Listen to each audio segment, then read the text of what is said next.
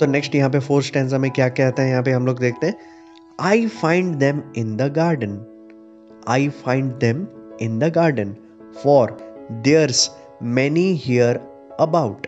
अब यहाँ पे आंसर कर रहे हैं, देखो हमको एंड में पता चलेगा कि कौन कह रहा है, क्या कह रहा है। लाइन बाय लाइन जाते हैं। आई फाइंड देम, आई कौन है, आई यहाँ पे आप सर्कल कर दो और पास में, अभी नहीं, जब मैं 4-5 लाइन यहाँ पे कंप्लीट करेंगे तो इसी स्टेंजा में आपको पता चलेगा आई कौन है, तो इसको रिजर्व रखते हैं, बट आप आई को सर्कल कर दो। आई find them in the garden. अब यहाँ पे हमें पता चला है कि यहाँ पे किस चीज़ के बारे में बात हो रहा है, यहाँ पे स्कल के बारे में बात हो रहा है। तो यहाँ पे जो देम लिखा है, देम को प्लीज अंडरलाइन कर दो और उसके ऊपर लिखो स्कल। अब यहाँ पे देखो, यहाँ पे डेम लिखा है, डेम मतलब अगर हम एक तरीके से देखें तो यहाँ पे प्लूरल फॉर्म में बात किया गया, मतलब वो जो गार्डन है जहाँ पे ओल्ड कैस्पर का घर के पास का गार्डन है, वहाँ पे एक नहीं बल्कि बहुत सारे स्कल्स मिलते हैं। Okay, for there's many here about, for there's many here about मतलब आसपास यहाँ पे बहुत सारे स्कल्स मिलते हैं। There's many here, many here मतलब किस चीज़ के बारे में बात कर रहा है, स्कल्स के बारे में बात कर रहा है। तो ओल्ड कैस्पर क्या बोल रहे हैं कि I find many skulls near by this cottage या इन द गार्डन, ठीक है। And often when I go to plough, and often when I go to plough, plough मतलब क्या है, यहाँ पे देखो मतलब हल जोतना, जो कि ज़मीन को सिंचाई करना, जो कि ज़मीन को थोड़ा लूज करते हैं, है ना, फार्मिंग में जो काम आता है। तो इन्होंने कहा कि जब भी मैं प्लाव करता हूँ या जब भी मैं सिंचाई करने जाता हूँ तो तब मुझे ज़मीन में जो गड़े हुए, जो दबे हुए जो कंकाल होते हैं, जो अवशेष होते हैं, वो उससे मेरा वो स्कल का, मेरा वो जो फार्मिंग का जो प्लाव है, मतलब जिससे वो हुक जैसा रहता है ना, आपने तो देखा ही होगा अक्सर, वो जब ज़मीन में जो गड़ता है और उसको खींचते हैं, जिसे सींचते हैं, वो अक्सर स्कल से टकरा जाता है। तो अगर आपको देखो, आप इसको अगर आपने देखा होगा तो आप अगर जब सिंचाई कर रहे हो तो वो जो हुक अगर जाके कोई स्ट्रॉन्ग चीज़ पे टकरा जाता है या लगता है ना, तो आपको फील होता है कि वो अटक रहा है कुछ, या कुछ एक स्ट्रॉन्ग सा टकराया है। तो वैसे ही प्लाव करते समय में ज़मीन के नीचे से बहुत सारे अवशेष, कंकाल के अवशेष, स्कल वगैरह मिलते थे और वही वहाँ पे बहुत मिलता था। तो अब देखो, अब यहाँ से हमको पता चल गया, when I go to plough, 3 character हैं, 2 बच्चे, एक दादाजी। तो बच्चे लोग तो प्लाव वहाँ पे करेंगे नहीं, तो ऑब्वियसली इसका मतलब यहाँ पे ये दादाजी ने बोल रहे हैं, इट मीन्स ओल्ड कैस्पर बोल रहे हैं यहाँ पे। तो ये जो पूरा स्टैंजा है, ये किसका एक्सप्लेनेशन है, इन कौन स्पीकर है इस लाइन में, यहाँ पे आप साइड पे लिख दो ओल्ड कैस्पर, ठीक है। तो ओल्ड कैस्पर क्या बोले, आई find them in the garden, garden में मुझे अक्सर बहुत सारे स्कल्स मिलते हैं। क्यों? क्योंकि आसपास यहाँ पे बहुत स्कल्स हैं। और जब कभी भी मैं प्लाव करता हूँ, सिंचाई करने जाता हूँ, द प्लाउशेयर टर्न्स देम आउट। प्लाउशेयर मतलब वो जो सिंचाई करते हैं, वो जो नीचे वाला जो निचला हिस्सा जो होता है, जो जमीन में गड़ा हुआ रहता है ना, मैं एक इमेज भी दे दूंगा, इसमें मैं इमेज भी एक अटैच कर दिया हूँ, आप उसको देख लेना। वो वैसे ही वो जो नीचे जो ज़मीन पे गड़ा हुआ रहता है उसको प्लाउ शेयर कहते हैं इंग्लिश में। तो प्लाउ शेयर क्या करता है, अक्सर वही ये सब कंकाल को निकाल देता है, क्योंकि ऑब्वियसली उससे टकरा के थोड़ा सा सिंचाई करते समय ज़मीन से बाहर आ जाता है ना, उसी प्रकार से the plough share turns them out. तो प्लाव करते समय, सिंचाई करते समय प्लाव शेयर मतलब प्लाव का वो नीचे वाला हिस्सा टकराता है और वो जो कंकाल अवशेष सामने आ जाता है। For many thousand men, said he, were slain in that great war, in that great victory. For many thousand men, मतलब सिर्फ एक नहीं, 2 नहीं, बट हजारों लोगों का मौत हुआ है, हजारों लोग कुर्बान हो गए, 1000 लोग वहाँ पे सेक्रीफाइस कर दिए अपने लाइफ को। कहाँ पे? ये यहाँ पे ब्लेनहेम में, जहाँ पे बहुत बड़ा सा लड़ाई हुआ था, उस वॉर में बहुत लोग मरे थे। तो ऑब्वियसली उनको ज़मीन में गाड़ दिया गया है, क्योंकि क्रिश्चियनिटी में वहाँ पे वैसे किया जाता है ना, उनको ज़मीन में गाड़ दिया जाता है उस समय में, वॉर में।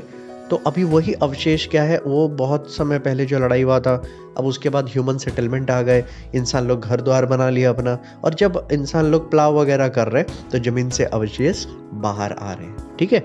तो वहाँ पे क्यों इतना आसपास कंकाल मिल रहा था पता है? क्योंकि वहाँ पे एक बहुत बड़ा लड़ाई हुआ था और बहुत सिपाही लोग का मौत हुआ था। Now let's move on to next answer. अभी जैसे ही दादाजी ने यहाँ पे कहा कि यहाँ पे वॉर हुआ था, बहुत लोग मरे थे और इसीलिए यहाँ पे आसपास ये पहली बार नहीं बहुत बार स्कल मिला है प्लाव करते समय, तो बच्चे लोगों का ना क्या होता है, क्यूरियोसिटी बढ़ जाता है, उनका जिज्ञासा थोड़ा सा बढ़ जाता है कि भाई क्या हुआ, थोड़ा और बताओ, कहानी सुनने को मिलता है। तो वैसे कुछ यहाँ पे होता है। तो क्या लिखा है, now tell us what it was all about. To us मतलब obviously it was, okay. So now tell us what it was all about. आपने जो कहा ना दादाजी, ये विक्ट्री, ये लड़ाई, ये बहुत हजारों लोगों का मरना, तो आप प्लीज हमें इसके बारे में और बताओ। किसने कहा ऐसा? यंग पीटरकिन। ही क्राइज मतलब यहाँ पे रोने वाला क्राइज नहीं है, मतलब उसने विनती किया, उसने रिक्वेस्ट किया। किसने? यंग पीटरकिन ने, कि दादाजी और हमें इस चीज के बारे में बताओ। And little Wilhelmine look up with wonder waiting eyes. Wonder waiting eyes मतलब आंखों में वो एक्सप्रेशन है, किसका? वो लड़की का। किस चीज के लिए? कि और आगे आप हमें बताओगे। तो वो जिज्ञासा, वो एक्सपेक्टेशन आंखों में जो रहता है कि हाँ और हमें ये बताएंगे, वैसे ही प्रकार का एक एक्सप्रेशन विल्हेल्मीन के आंखों में नजर आ रहा था। वंडर वेटिंग आईज मतलब ऐसा एक्सप्रेशन जो ये दर्शाता है कि वो पर्सन कुछ आंसर का, कुछ इंफॉर्मेशन का वेट कर रहा है, इंतजार कर रहा है। ठीक है। Now tell us all about the war. अभी हमें उस जंग के बारे में, उस वॉर के बारे में थोड़ा सा आप हमें और बताएं।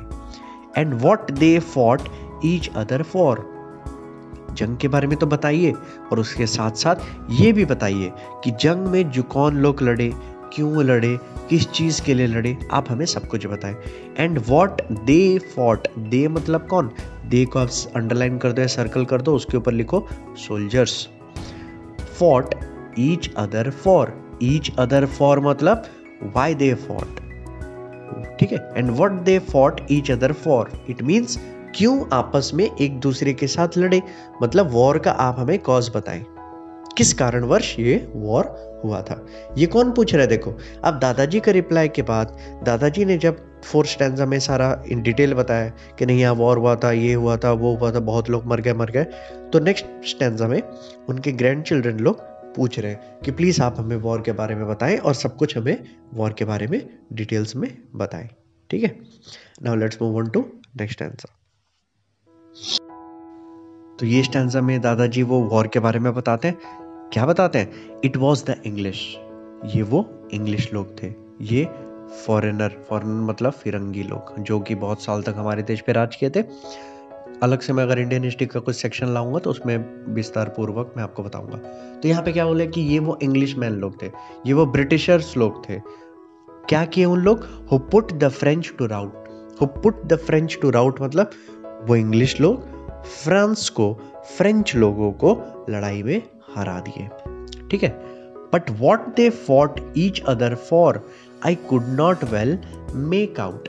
आई could not well make out. Make out वहां पे जो लिखा है could not well make out, उसको अंडरलाइन करके वहां पे लिख दो कि but what they fought each other for, मगर उन लोग फ्रांस वाले और ब्रिटिश वाले आपस में क्यों लड़ रहे थे?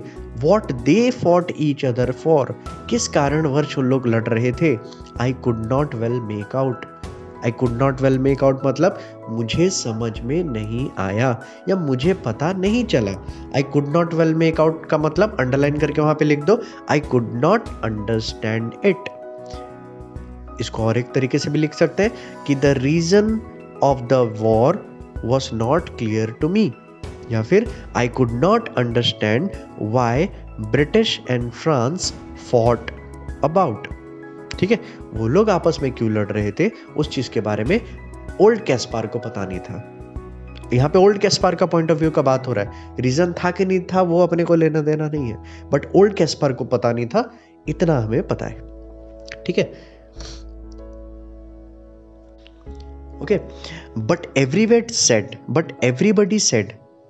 दादाजी क्या बोल रहे थे कि उनका क्या रीजन था भाई मुझे तो नहीं पता, बट एवरीबडी सेड, मगर हर कोई एक बात बोलता था।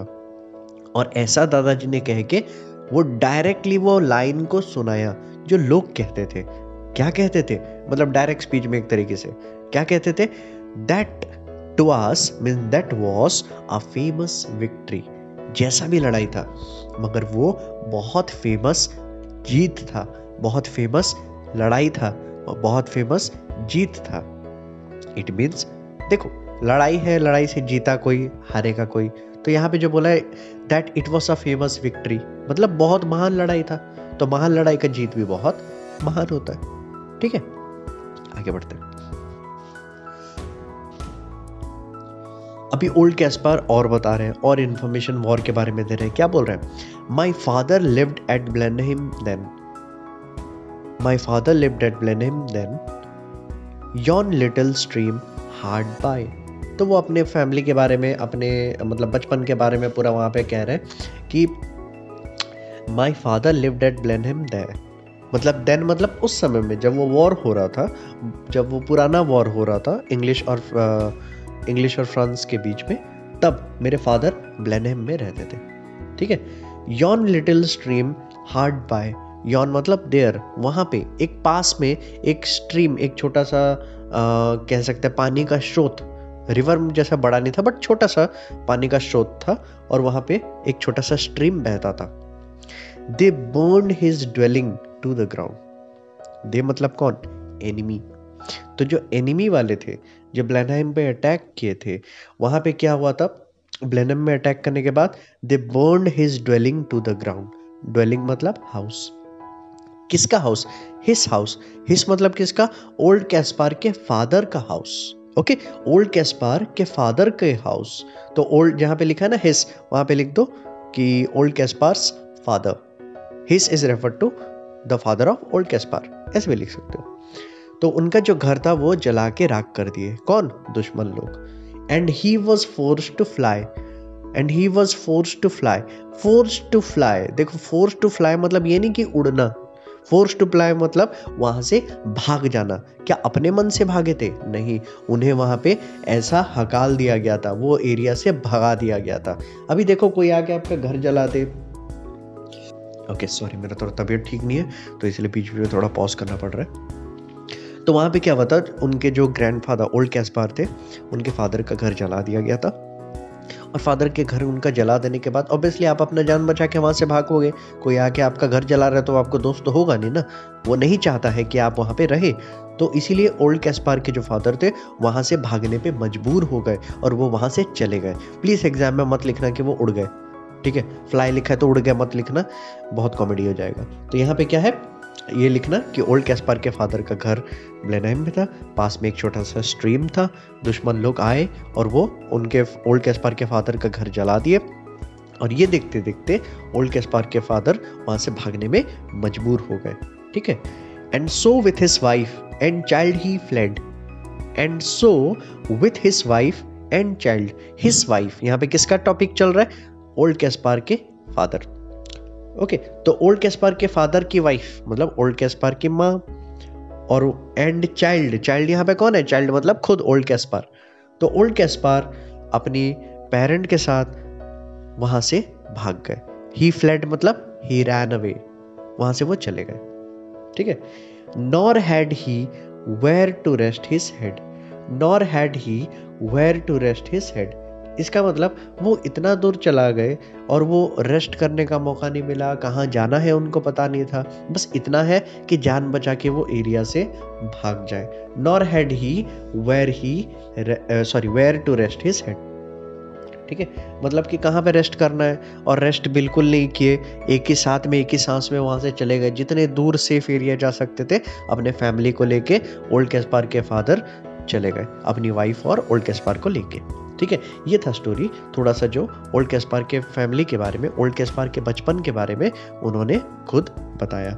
अब आगे बढ़ते हैं नेक्स्ट स्टैंजा पे।